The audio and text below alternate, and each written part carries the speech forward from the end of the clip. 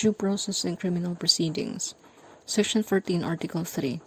No person shall be held to answer for a criminal offense without due process of law.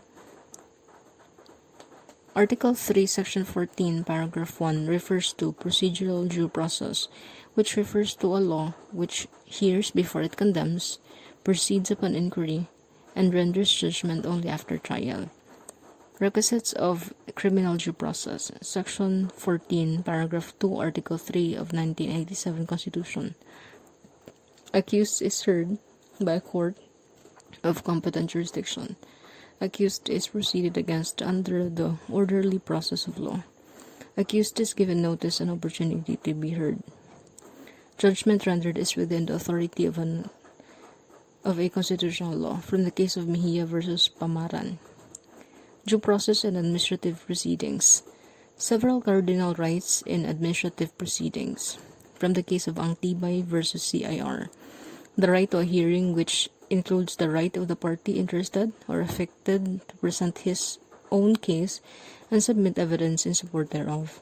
Not only must the party be given an opportunity to present his case and to adduce evidence tending to establish the rights which he asserts, but the tribunal must consider the evidence presented. The decision of the tribunal should be supported by something, must be based on evidence. A decision with absolutely nothing to support is a nullity. The evidence supporting the finding of conclusion must be substantial, such relevant evidence as a reasonable mind might accept as adequate to support a conclusion. This does not include uncorroborated hearsay or rumors. The decision must be rendered on the evidence presented at the hearing, or at least contained in the record, and disclosed to the parties affected. Not only by confining the administrative tribunal to the evidence disclosed to the parties, can the latter be protected in their right to know and meet the case against them. The body must act on its own or his own independent consideration of the law and facts of the controversy, and not simply accept the view of the subordinate in arriving at a decision. Render its decision in such a manner that the parties to the proceeding can know the various issues involved and the reasons for the decision rendered. Take note that the constitutional requirement on the judgment being in writing and promulgated is not applicable to administrative decisions. Angtibay is used as basis for stating that quasi-judicial tribunal should render its decision in such a manner that parties to the proceeding know the various issues involved and reasons for the decision. The case of Serrano versus PSC. Quantum of evidence should be substantial evidence, more than a mere scintilla of evidence, such relevant evidence as a reasonable mind might accept as adequate to support a conclusion. Essence of due process in administrative proceedings. Opportunity to be heard. An actual hearing is not always an indispensable aspect of due process as long as the party was given the opportunity to defend his interest in the due process. The case of Lumicoed versus Estrada. The requirements for due process in administrative proceedings depend on whether it is rendered by the tribunal in its quasi-judicial or quasi-legislative capacity. As a general rule, notice and hearing are not essential to the validity of administrative action, or the administrative body acts in the exercise of executive, administrative, or legislative functions. But where a public administrative body acts in a judicial or quasi-judicial matter, its acts are particular and immediate rather than general and prospective. The person whose rights or property may be affected by the action is entitled to notice and hearing. From the case of Philippine Communications Satellite versus Alcoas. Administrative issuances which implement or enforce existing laws pursuant to a valid delegation of legislative power must be published to be effective. From the case of Republic versus Philippine Shell.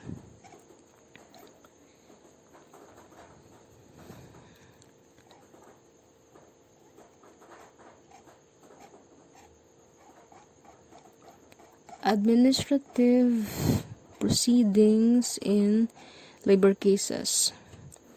The twin requirement which constitute the essential elements of due process. From the case of Perez versus Philippine Telegraph and Telephone Company is 1. Notice and hearing. Notice The employer must furnish the employee with 2 written notices before the termination of employment can be effected. The first is to apprise the employee of the particular acts or omissions for which his dismissal is sought, and second, informs the employee of the employer's decision to dismiss him. Hearing. Due process of law simply means giving opportunity to be heard before judgment is rendered. This procedural due process, it's administrative due process in an administrative proceeding and admin proceeding in labor cases. This procedural due process requirement is not constitutional but merely statutory, hence a violation of such requirement does not render the dismissal void. The employer must be sanctioned for non-compliance with the requirements of or for failure to observe due process, from the case of Serrano versus NLRC. The rationale. The due process clause of the Constitution is a limitation on the governmental powers. It does not apply to the exercise of private power, such as the termination of employment under the Labor Code. Notice and hearing are required under the due process clause before the power of organized society are brought to bear upon the individual. This is obviously not the case of termination of employment under Article 283. The employer cannot really be expected to be entirely an impartial judge of his own cause. For academic disciplinary proceedings, unsa ang due process? The student must be informed in writing of the nature and cause of any accusation against him. They shall have the right to answer the charges against them with the assistance of counsel, if desired. They shall be informed of the evidence against them. They shall have the right to adduce evidence in their own behalf. The evidence must be duly considered by the investigating committee or official designated by the school administration, by the school authorities to hear and decide the case. From the case of Non versus Dames, the proceedings may be summary. Cross-examination is not an essential part of the investigation or hearing. The required proof in a student disciplinary action is substantial evidence. What is crucial is that official action must meet minimum standards of fairness to the individual, which generally encompass the right to adequate notice and meaningful opportunity to be heard. Levels of scrutiny. There are 3 levels of scrutiny at which the court reviews the constitutionality of a classification embodied in a law. Katunanin koan, rational basis test, intermediate scrutiny test, and strict scrutiny test. In the case of Serrano versus Gallant Maritime Services, ang rational basis test is the challenged classification needs only to be shown to be rationally related to serving a legitimate state interest. Intermediate scrutiny test, the government must show that the challenged law or classification serves an important state interest and the classification is at the least substantially related to serving that interest. And 3, ang strict scrutiny test under this case, as the most demanding test, it requires the government to show that the challenged classification serves a compelling state interest, that the classification is necessary to serve that interest. Validity or requisites for the validity. Requisites for the validity of the classification under the rational basis test is legitimate government interest, purpose and means correspondence. Requisites for the validity of a classification under the intermediate scrutiny test is 1. Substantial government interest, and 2. Availability of less restrictive means. Requisites for validity of a classification under strict scrutiny test is the law is necessary to achieve a compelling state interest and it is the least restrictive means to protect such interest. As to legislative purpose, ang classification under the rational basis test must be legitimate. Legislative purpose of the classification under the intermediate scrutiny test, it must be important or substantial. Legislative purpose of the classification in strict scrutiny test, it must be compelling.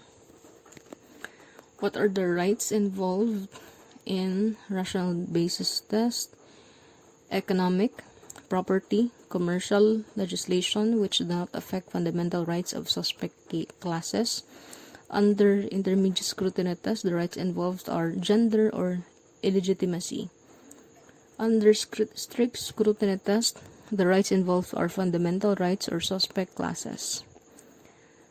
The burden of proof under rational basis test rests on the person who challenges the constitutionality.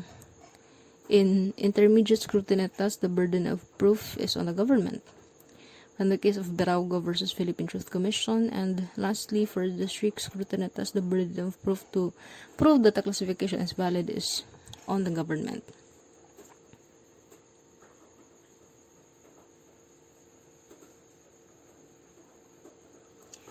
Vague for vagueness doctrine. An act is vague when it lacks comprehensible standards that men of common intelligence must necessarily guess at its common meaning and differ as to its application.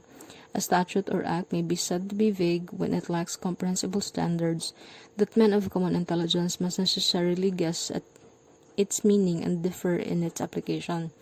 A statute in establishing a criminal offense must define the offense with sufficient definiteness that persons of ordinary intelligence can understand what conduct is prohibited by the statute. When is a statute vague? A vague statute is repugnant to the Constitution in two respects, from the case of Southern Hemisphere versus Anti-Terrorism Council.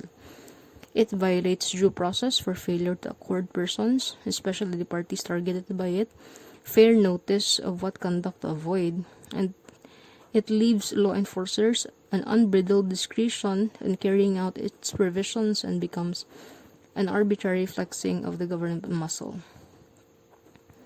Test of facial invalidity. Whether the language conveys a sufficiently definite warning to the prescribed conduct when measured by common understanding and practice, from the case of Estrada versus the Digan Bayan. Overbreadth doctrine. The overbreadth doctrine decrees that a governmental purpose may not be achieved by means which sweep unnecessarily broadly and thereby invade the area of protected freedoms, from the case of Southern Hemisphere versus Anti-Terrorism Council. Facial challenge is allowed because of the possible chilling effect upon protected speech.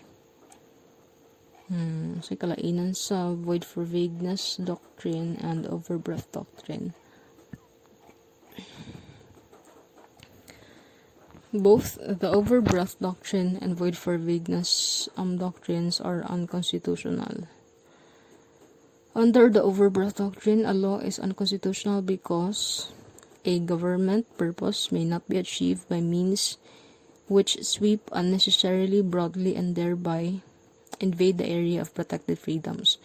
Ang void for vagueness, the law is unconstitutional because it fails to accord persons fair notice of the conduct to avoid. Law enforcers have unbridled discretion in carrying out its provisions. Under the overbreadth doctrine, the overbroad law need not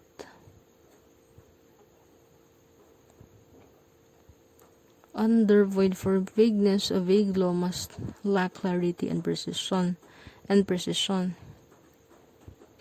Under overbreadth doctrine, the basis for the overbroad law is the means sweep unnecessarily broadly. So void for vagueness, the basis for void for vagueness is the lack of comprehensible standard. Under overbreadth doctrine, the vague law violates due process. Under the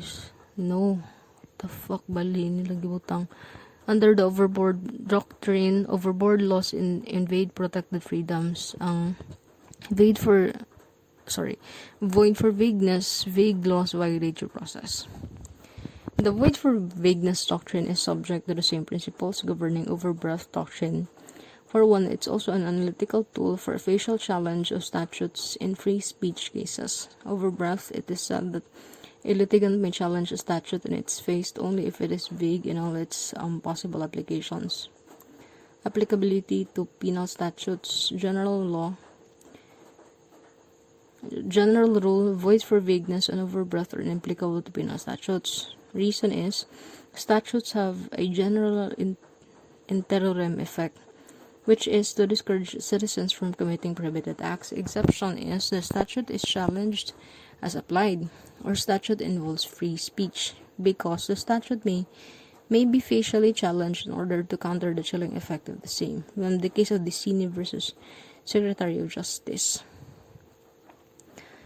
As applied versus facial challenges. Distinguished from an as applied challenge, which considers only extant facts affecting real litigants, a facial invalidation is an examination of the entire law, pinpointing its flaws and effects not only on the basis of its actual operation to the parties, but also on the assumption of prediction that its very existence may cause others not before the court to refrain from constitutionally protected speech or activities.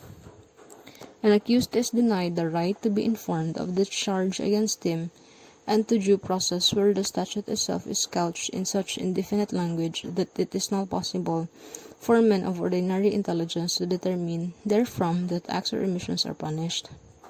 In the case of People versus Nazario.